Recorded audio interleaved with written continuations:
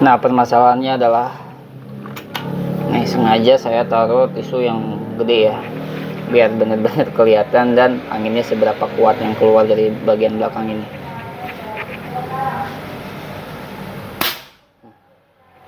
Oke, kalau kurang jelas kita terbangin tisu yang kecil.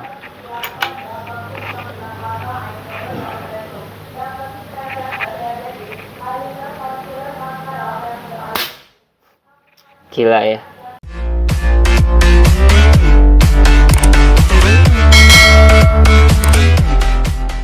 Assalamualaikum warahmatullahi wabarakatuh, teman-teman. Kembali lagi bersama saya Heli di channelnya Kawan Berburu.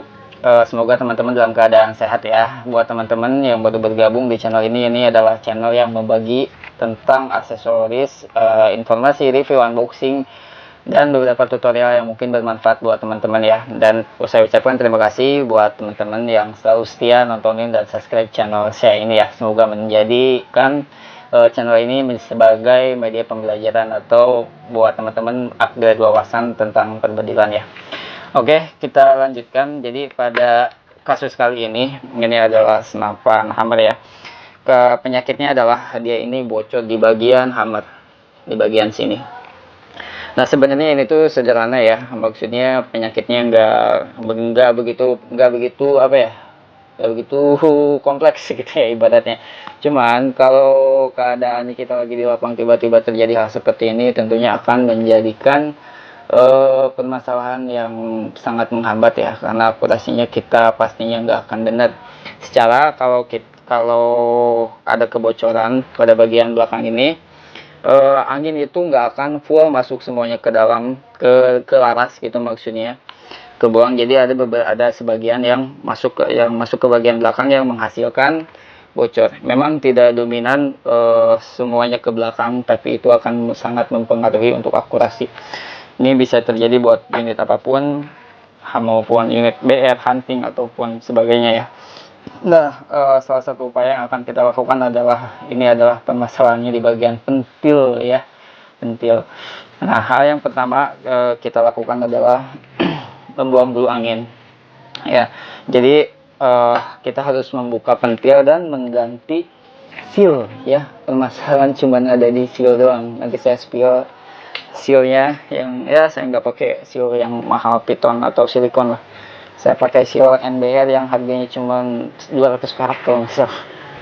Oke, kita kosongin dulu. Nah, ada beberapa opsi teman-teman. Jadi kalau memang teman-teman nggak pakai knockdown, cara mengosongkan anginnya itu bisa ya. Kalau saya sendiri sih lebih menyarankan safety-nya itu ditusuk dari bagian belakang, sehingga anginnya itu keluar dari ujung laras itu ya. Tapi ada juga yang dari manul, dari coupler, itu sebenarnya bisa juga. Ataupun kalau anginnya sedikit, kalian juga bisa tembak-tembakin sampai benar-benar habis ya, karena anginnya itu harus kosong dulu. Nah, kelebihannya untuk yang pakai knockdown itu kalian tinggal putar aja kayak gini. Nah, anginnya udah kosong langsung dan udah langsung bisa kita buka. Nah, ini tentunya masih ada 1-2 tembakan biasanya. Nah, setelah habis kayak gini baru kita buka. Oke, sekarang kita buka untuk bagian popor.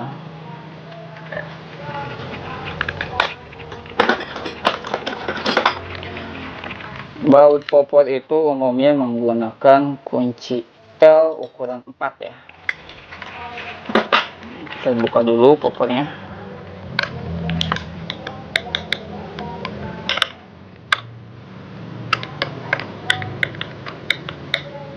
Teman-teman yang nonton jangan tegang, sambil ngopi aja, sambil santai kalau ngelihat kalau nontonin tutorial kayak gini, karena pastinya ada proses yang lumayan ya.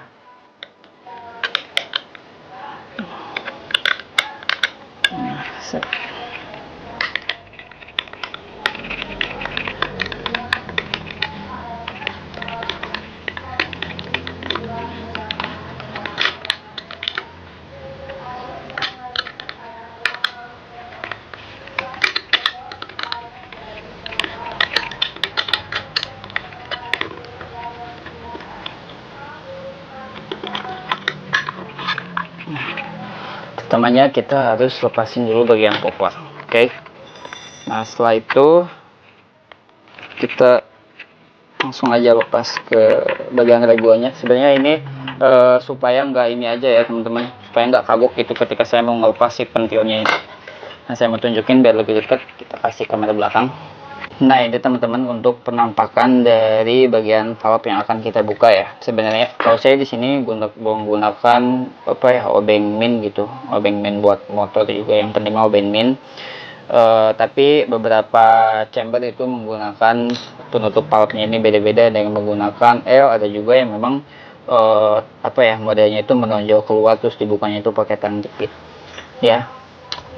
Nah, kalau teman-teman misalnya masih bisa pakai laras atau terpasang kayak gini juga nggak apa-apa, yang penting nggak apa ya, nggak ngeganggu gitu. Tapi ada juga yang memang ketika kita buka valve ini kita harus buka bagian laras ya. Cukup keras ya. Kita mau lepasin dulu ini bisa jadi bocor di bagian setelan hammer itu karena silnya sobek, bahkan pernah juga kejadian lupa dipasang juga, itu bisa terjadi ya. Oke, tapi kalau saya di bagian sini, saya intip dulu ya.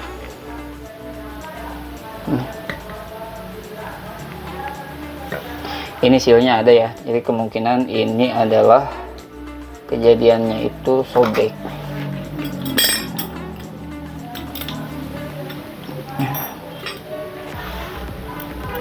Nah teman-teman, ini proses pengambilan seal ya. Sealnya sekarang udah dapet nih. Saya ini pakai lidi.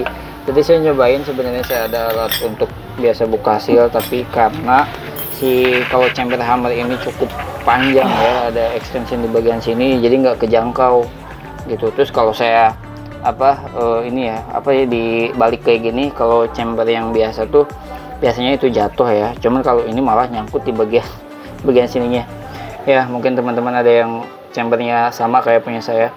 Nah, dan penyakitnya itu adalah ini teman-teman, kadang saya kalau nggak pakai lidi, pakai pakai pulpen, jerawan pulpen itu bisa. Nah, seperti ini ya, permasalahan penyakitnya itu di sini.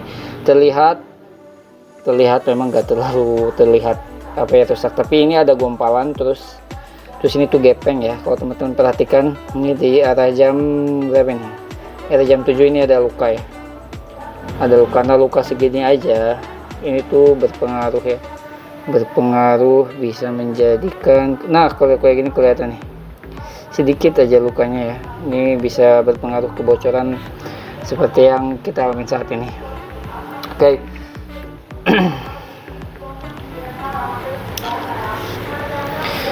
Nah, lanjut untuk penggantiannya ini nih teman-teman, save ya. Ini saya beli satuannya nggak nyampe 200 perak di online ya.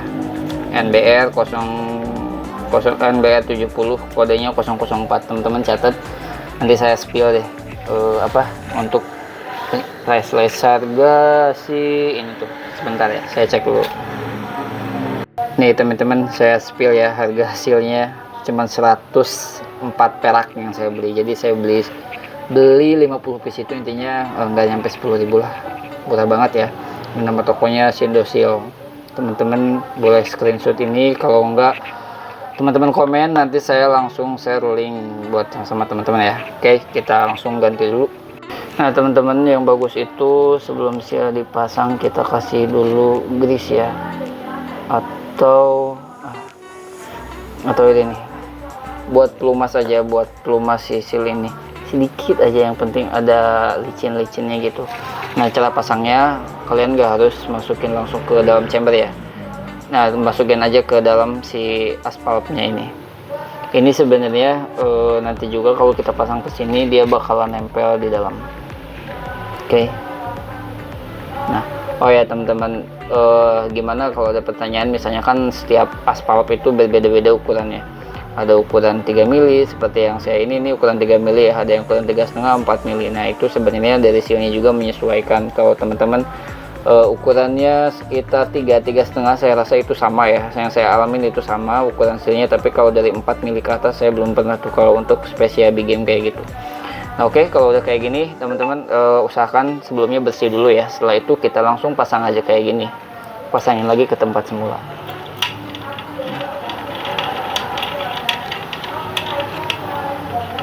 Oke, sekarang saya pasangin dulu, saya instalasiin, isi lagi angin. Setelah itu baru kita uji coba tembak ya. Nah teman-teman, sekarang kita sudah sampai di step akhir, yaitu untuk uji coba ya. Ini tisunya tipis banget karena memang seharusnya dari bagian belakang ini nggak ada angin sedikit pun ya. Kita coba ya. Mantap, sudah sembuh guys. Tes lagi.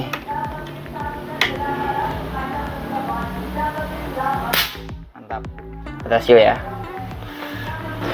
Oke teman-teman, itu tadi ya caranya untuk memperbaiki kebocoran pada bagian setelan hammer atau power dari senapan ya.